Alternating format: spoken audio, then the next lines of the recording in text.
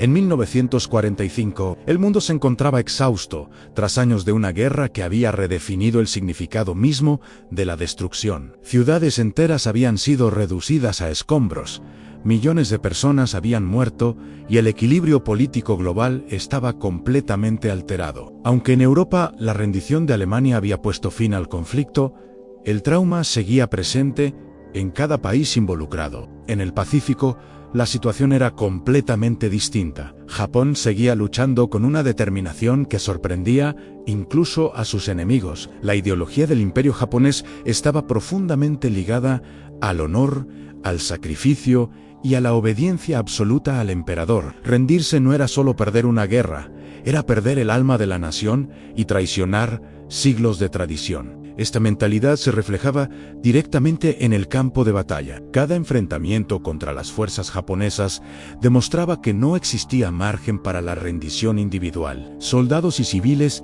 estaban dispuestos a morir antes que aceptar la derrota, convirtiendo cada isla conquistada en un escenario de violencia extrema y resistencia total. Estados Unidos comenzó a comprender que el final de la guerra no sería sencillo. Las batallas de Iwo Jima y Okinawa habían dejado claro que una invasión directa al territorio japonés implicaría un costo humano devastador. Los cálculos militares hablaban de cientos de miles de soldados muertos y millones de civiles atrapados en el conflicto. Mientras el mundo observaba el avance de la guerra, en completo secreto se desarrollaba un proyecto que cambiaría la historia para siempre. El Proyecto Manhattan reunió a científicos, ingenieros y recursos industriales en una escala nunca antes vista, con un objetivo claro: dominar la energía nuclear y convertirla en un arma definitiva. El 16 de julio de 1945, en el desierto de Nuevo México, esa arma fue probada por primera vez. La explosión fue tan poderosa que iluminó el cielo como un segundo sol. Para algunos fue un triunfo científico, para otros fue el momento exacto en el que la humanidad cruzó un límite moral irreversible. Japón continuaba luchando sin saber que, en ese instante, el curso de la guerra ya había sido decidido. El mundo estaba a punto de entrar en una nueva era, una en la que la destrucción absoluta ya no era una posibilidad lejana, sino una realidad tangible. Con la bomba ya probada, el dilema dejó de ser científico y se convirtió en político y moral. El presidente Harrison Truman se enfrentó a una decisión sin precedentes en la historia humana: utilizar un arma capaz de destruir una ciudad entera en cuestión de segundos, o enfrentar una invasión que podría costar millones de vidas. Dentro del gobierno estadounidense, el debate fue intenso y profundamente dividido. Algunos científicos involucrados en el Proyecto Manhattan pidieron que la bomba no se utilizara directamente contra una población civil, proponiendo una demostración en una zona deshabitada como advertencia para Japón. Otros argumentaron que no existía ninguna garantía de que una demostración forzara la rendición japonesa. Si el arma fallaba o no, impresionaba lo suficiente. El efecto psicológico sería nulo y la guerra continuaría con gran determinación por parte del enemigo. Desde el punto de vista militar, la situación era clara. Cada día que pasaba significaba más soldados muertos en el frente. Para los altos mandos, la bomba representaba una forma de terminar la guerra rápidamente y evitar una invasión directa al territorio japonés. Japón había recibido ultimátums claros, exigiendo la rendición incondicional. La falta de una respuesta concreta fue interpretada como una negativa. Para Washington, el silencio japonés confirmaba que no había otra alternativa viable. Finalmente, Truman aprobó el uso del arma nuclear, no como un acto impulsivo, sino como una decisión estratégica basada en los informes militares y políticos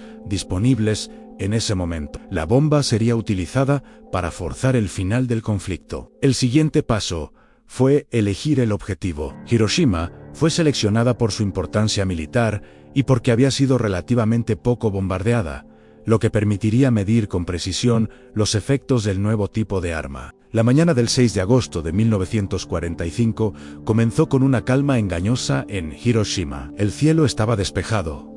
Las sirenas antiaéreas no sonaron y la población continuó con su rutina diaria sin sospechar que aquel sería el último día normal para la ciudad. Niños caminaban hacia la escuela, trabajadores se dirigían a fábricas y oficinas, y los tranvías recorrían las calles como cualquier otro día, aunque la guerra estaba presente en la mente de todos. Hiroshima había escapado a los bombardeos más intensos y muchos creían que no era un objetivo prioritario. A las 8:15 de la mañana, un bombardero B-29 llamado Enola Gay apareció en el cielo. Volaba solo, a gran altura, y no generó alarma inmediata. Para los habitantes de la ciudad, era simplemente otro avión más sobrevolando la zona. Cuando la bomba fue liberada, comenzó una breve cuenta regresiva silenciosa. En menos de un minuto, la historia de Hiroshima cambiaría para siempre. Nadie en tierra tuvo tiempo de reaccionar o comprender lo que estaba ocurriendo. La explosión fue instantánea y absoluta. Una luz blanca cubrió la ciudad, más intensa que cualquier sol conocido. En el epicentro, las personas fueron vaporizadas al instante, sin dolor, sin sonido, sin dejar rastro físico. La onda expansiva arrasó edificios, calles y puentes. El calor extremo derritió metal y piedra, mientras el aire mismo se convertía en una fuerza destructiva. Hiroshima colapsó en un solo instante, reducida a ruinas humeantes. En menos de un segundo, una ciudad llena de vida dejó de existir. El mundo acababa de presenciar el nacimiento de una nueva forma de destrucción. Tras la detonación, Hiroshima quedó envuelta en un silencio antinatural, un vacío sonoro que contrastaba brutalmente con la violencia que acababa de ocurrir. Durante unos segundos, no hubo gritos ni explosiones, solo una quietud pesada que parecía absorberlo todo. Ese silencio fue el preludio del verdadero horror, el momento exacto en el que la ciudad tomó conciencia de que algo irreparable había sucedido. Poco a poco, comenzaron a escucharse lamentos aislados entre los escombros. Personas que habían sobrevivido a la explosión emergían lentamente, desorientadas, muchas de ellas gravemente heridas. Sus cuerpos estaban cubiertos de quemaduras profundas, la piel colgaba en tiras y el cabello había desaparecido. Muchos caminaban sin rumbo, con los brazos extendidos, incapaces de reconocer su propio entorno. Los incendios se propagaron rápidamente por toda la ciudad. Las casas de madera ardían sin control, y las llamas se unían formando tormentas de fuego que consumían barrios enteros. El calor era insoportable y el aire se volvió irrespirable. Hiroshima no solo estaba destruida, estaba ardiendo viva. Los ríos se llenaron de personas que buscaban alivio para el dolor. Algunos se lanzaban al agua con la esperanza de apagar las quemaduras, otros simplemente no podían seguir caminando. Pronto, el agua se llenó de cuerpos, vivos y muertos, arrastrados por la desesperación. El sufrimiento no distinguía edades ni condiciones. Horas más tarde, comenzó a caer una lluvia oscura y espesa. La gente, agotada y deshidratada, la recogía para beber sin saber que estaba contaminada. Aquella lluvia negra marcó el inicio de una segunda fase de la tragedia, una que no sería inmediata, sino lenta y silenciosa. En los días posteriores, personas que aparentemente habían salido ilesas comenzaron a enfermar de forma inexplicable. Perdían el cabello, sangraban por la nariz y la boca, sufrían fiebres intensas y colapsaban sin previo aviso. Los médicos no entendían qué estaba ocurriendo. La radiación había comenzado a matar. Cuando las primeras noticias de Hiroshima llegaron a Tokio, lo hicieron de manera fragmentada y confusa. Los informes hablaban de una destrucción total causada por una sola bomba, algo que muchos líderes japoneses consideraron imposible. Durante horas, incluso días, predominó la incredulidad. Nadie quería aceptar una realidad tan aterradora. Algunos sectores del gobierno pensaron que se trataba de un arma incendiaria especialmente potente. Otros creyeron que era propaganda exagerada destinada a desmoralizar al país. La idea de que Estados Unidos poseyera un arma completamente nueva, capaz de borrar una ciudad en segundos, era difícil de asimilar. El Consejo Imperial se reunió en un ambiente de tensión extrema. Había voces que comprendían la gravedad de la situación y advertían que Hiroshima no sería un caso aislado. Pero también había sectores radicales que insistían en continuar la guerra, convencidos de que rendirse sería una traición al espíritu japonés. La división interna paralizó cualquier decisión inmediata. Mientras los líderes debatían, la población seguía sin comprender lo que realmente había ocurrido en Hiroshima. La magnitud del desastre era tan grande que resultaba casi abstracta, incluso para quienes la conocían en teoría. Estados Unidos interpretó la falta de una rendición clara como una negativa. Para Washington, el mensaje era evidente: Japón no cedería con una sola demostración de poder. La lógica militar tomó el control de la situación. La maquinaria de guerra volvió a ponerse en marcha. Una segunda bomba fue preparada. El mundo estaba a punto de descubrir que Hiroshima no había sido un hecho aislado, sino el inicio de algo mucho más oscuro. El 9 de agosto de 1945, un bombardero estadounidense despegó transportando una segunda arma nuclear. Esta bomba, conocida como Fat Man, era distinta en diseño y más poderosa que la anterior. El objetivo inicial era la ciudad de Kokura, un importante centro industrial japonés. Sin embargo, las condiciones climáticas alteraron el plan. Las nubes cubrían Kokura, impidiendo una visual clara del objetivo. Tras varios intentos fallidos y con el combustible agotándose, la tripulación tomó la decisión de dirigirse al objetivo secundario, Nagasaki. Nagasaki era una ciudad industrial rodeada de colinas, con astilleros y fábricas clave para el esfuerzo bélico japonés. Su geografía montañosa limitó parcialmente el alcance de la explosión, pero no evitó la devastación. Cuando la bomba detonó, la ciudad fue sacudida por una fuerza imposible de describir. La luz volvió a cubrirlo todo. Edificios enteros colapsaron, fábricas desaparecieron y barrios completos fueron reducidos a escombros. Decenas de miles de personas murieron en cuestión de segundos, muchas sin siquiera comprender qué estaba ocurriendo. El impacto psicológico fue inmediato y devastador. 2 ciudades destruidas por una sola nación en menos de una semana. El mensaje era claro y brutal. Japón ya no tenía forma de resistir ese poder. Nagasaki selló el destino de la guerra. Lo que había comenzado como una demostración terminó convirtiéndose en una sentencia definitiva. Tras la destrucción de Nagasaki, la situación dentro del gobierno japonés se volvió insostenible. Incluso los sectores más radicales comenzaron a reconocer que continuar la guerra significaría la destrucción total del país. La posibilidad de que más ciudades fueran borradas del mapa era real e inmediata. El emperador, Hirohito, hasta entonces una figura distante de las decisiones militares directas, comprendió que debía intervenir. La supervivencia misma de Japón estaba en juego. Por primera vez, decidió romper con la tradición y tomar una posición activa para detener el conflicto. El 15 de agosto de 1945, la voz del emperador fue transmitida por radio a todo el país. Era la primera vez que el pueblo japonés escuchaba hablar directamente a su emperador. El mensaje fue cuidadosamente redactado, utilizando un lenguaje formal y ambiguo, pero su significado era inequívoco. Japón aceptaba la rendición. La guerra había terminado. Para millones de personas fue un momento de shock absoluto. Para otros, un alivio silencioso tras años de sufrimiento continuo. La Segunda Guerra Mundial llegaba a su fin, pero lo hacía de una forma que nadie había imaginado. No con una victoria tradicional, sino con una advertencia nuclear. El mundo entero entraba en una nueva etapa de su historia. Los sobrevivientes de Hiroshima y Nagasaki pasaron a ser conocidos como Hibakusha. Aunque habían sobrevivido a la explosión inicial, su sufrimiento apenas comenzaba. Muchos desarrollaron enfermedades graves meses o años después, sin que existiera una explicación clara en ese momento. El cáncer se volvió una constante en la vida de los Hibakusha. También aparecieron problemas cardíacos, fallos orgánicos y enfermedades crónicas que debilitaban lentamente sus cuerpos. La radiación había dejado una huella profunda e invisible. El daño psicológico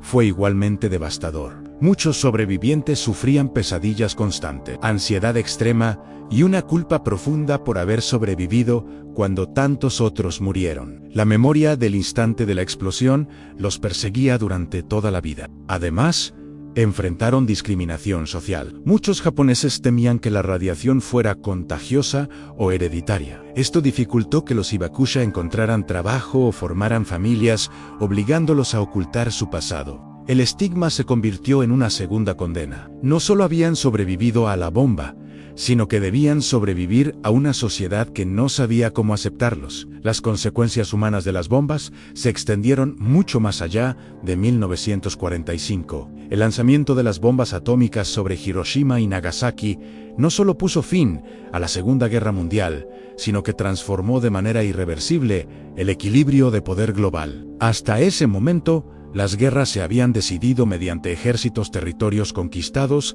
y desgaste económico. Después de agosto de 1945, una sola arma pasó a tener la capacidad de decidir el destino del planeta entero. Estados Unidos emergió del conflicto como la potencia dominante. No solo había ganado la guerra, sino que había demostrado poseer una tecnología que ningún otro país podía igualar en ese momento. El mensaje fue inmediato y claro. El poder militar ya no se medía únicamente en soldados o tanques, sino en capacidad nuclear. La Unión Soviética comprendió rápidamente la magnitud de lo ocurrido. Aunque había sido aliada de Estados Unidos durante la guerra, la demostración de poder nuclear cambió por completo la relación entre ambas naciones. Para Moscú, no desarrollar su propia bomba significaba quedar permanentemente vulnerable frente a una amenaza absoluta. Así comenzó una carrera armamentista sin precedentes. Científicos, ingenieros y recursos fueron movilizados con urgencia para replicar y superar la tecnología nuclear estadounidense. En 1949, apenas 4 años después de Hiroshima, la Unión Soviética detonó su primera bomba atómica. El mundo dejó de ser unipolar, con dos potencias nucleares enfrentadas ideológicamente. Nació la Guerra Fría, un conflicto sin enfrentamientos directos a gran escala, pero sostenido por la amenaza constante de una guerra total. Cada decisión política, cada crisis internacional estaba marcada por la posibilidad de una escalada nuclear. El concepto de destrucción mutua asegurada se convirtió en la base de la estrategia global. La idea era simple y aterradora. Si una potencia lanzaba un ataque nuclear, la otra respondería, y ambas serían destruidas. La paz ya no dependía de acuerdos morales, sino del miedo absoluto a la aniquilación. Durante décadas, el mundo vivió bajo esa tensión constante. Crisis como la de los misiles en Cuba demostraron que tan cerca estuvo la humanidad del desastre total. Bastaban minutos, incluso segundos, para que una cadena de decisiones erróneas provocara el fin de la civilización moderna. Mientras tanto, más países comenzaron a desarrollar armas nucleares. El Reino Unido, Francia, China y posteriormente otras naciones se sumaron al club nuclear. Cada nueva bomba añadía una capa más de complejidad y peligro al equilibrio global. Las armas nucleares dejaron de ser solo instrumentos militares y se convirtieron en herramientas políticas. La posesión de un arsenal nuclear garantizaba influencia, respeto y, en muchos casos, impunidad. El mundo entró en una era en la que el poder se medía por la capacidad de destruirlo todo. La humanidad aprendió a convivir con una amenaza constante. Refugios nucleares, simulacros, propaganda y miedo formaron parte de la vida cotidiana de generaciones enteras. El futuro se volvió incierto, sostenido por un equilibrio frágil basado en el terror. Hiroshima y Nagasaki ya no eran solo tragedias del pasado, se habían convertido en el origen de un mundo permanentemente al borde del abismo. Hoy, Hiroshima y Nagasaki son ciudades reconstruidas, modernas y llenas de vida. Sus calles están llenas de personas que trabajan, estudian y sueñan, muchas de ellas descendientes directos de quienes vivieron la tragedia. A simple vista, nada parece indicar que allí ocurrió uno de los eventos más devastadores de la historia humana. Sin embargo, la memoria permanece. Monumentos, museos y ceremonias recuerdan constantemente lo sucedido, no como un acto de venganza ni como una acusación directa, sino como una advertencia permanente. Hiroshima y Nagasaki existen para recordar lo que ocurre cuando el poder tecnológico supera a la responsabilidad moral. Las bombas atómicas no fueron solo armas, fueron un punto de quiebre. Demostraron que el ser humano es capaz de crear instrumentos que exceden su capacidad ética y emocional para manejarlos. Por primera vez, la humanidad tuvo en sus manos la posibilidad real de provocar su propia extinción. A diferencia de otras armas, las nucleares no distinguen entre combatientes y civiles, entre culpables y los inocentes, entre presente y futuro. Sus efectos no terminan con la explosión. La radiación, el trauma y las consecuencias ambientales se extienden durante generaciones enteras. El verdadero legado de Hiroshima y Nagasaki no es la destrucción, sino la pregunta que dejaron abierta. ¿Debe existir un arma que no puede ser utilizada sin cruzar un límite moral absoluto? ¿Puede la humanidad controlar un poder que, por su propia naturaleza, está diseñado para destruirlo todo? A lo largo de los años, se han firmado tratados, acuerdos y promesas para limitar el uso y la proliferación de armas nucleares. Sin embargo, miles de ojivas siguen existiendo en arsenales de todo el mundo, listas para ser utilizadas en cuestión de minutos si una crisis se sale de control. La tecnología ha avanzado, pero el riesgo permanece. Sistemas automatizados, inteligencia artificial y decisiones tomadas bajo presión aumentan la posibilidad de errores catastróficos. El peligro ya no es solo la guerra, sino el accidente, el mal cálculo o la interpretación equivocada. Hiroshima y Nagasaki no son solo recuerdos del pasado, son advertencias vivas sobre el futuro. Recordatorios de que la línea entre la civilización y la destrucción total es más delgada de lo que parece. La humanidad ya demostró que puede cruzar esa línea. La pregunta final no es si tiene el poder para hacerlo otra vez. La pregunta es si tendrá la sabiduría para no hacerlo nunca más.